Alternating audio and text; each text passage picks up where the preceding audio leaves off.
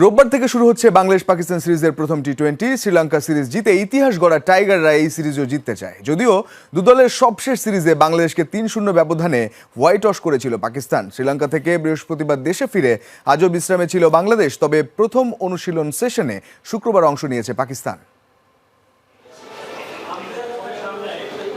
প্রায় ২টা বছর বাংলাদেশের ফিল্ডিং কোচ ছিলেন শেন ম্যাকডারমট। টাইগারদের খুঁটিনাটি তাই শেনের বেশ ভালোভাবেই জানা। সেই সঙ্গে শেষবার যখন পাকিস্তান বাংলাদেশে এসেছিল ৩-০ ব্যবধানে, সেবার সিরিজ জিতেছিল পাকিস্তান। বাংলাদেশের সবশেষ পাকিস্তান সফরেও ফলাফল একই, টাইগাররা হয়েছে হোয়াইট ওয়াশ। সাইম আইয়ুবরা তাই অতীতের মতো এই সিরিজেও ছবির মতো ছুটতে চাইবেন। নাইম শেখের আবার ভিন্ন ভাবনা। সবে শ্রীলঙ্কাকে সিরিজ হারিয়ে দেশে ফিরেছেন। যতই দুদলের সবশেষ সিরিজে পাকিস্তান জিতুক না কেন, এই মোমেন্টাম কাজে লাগিয়ে তারা এই সিরিজও জিততে চান।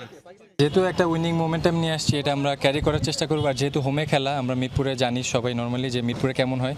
তো এখন পর্যন্ত উইকেট দেখিনি, টিমের অবস্থা খুবই ভালো আছে। তো ইনশাল্লাহ আমি আমার ইন্ডিভিজুয়াল ট্রেনিং করলাম, তো টিমের মোমেন্টাম খুবই ভালো আছে। এটা আমরা ক্যারি করার চেষ্টা করবো। আমরা ওই পাস যেগুলি হয়েছে ওগুলি নিয়ে এখন পড়ে থাকার চান্স নাই। এখন যেহেতু আমরা একটা ভালো মোমেন্টামে আছি, ওই মোমেন্টাম আমরা ক্যারি করার চেষ্টা করবো।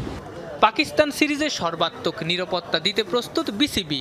বাংলাদেশে পাকিস্তান ক্রিকেট দলের সমর্থক অনেক, তাই দর্শকদের একটা চাপ থাকবে, এটা ধরে নেওয়াই যায়।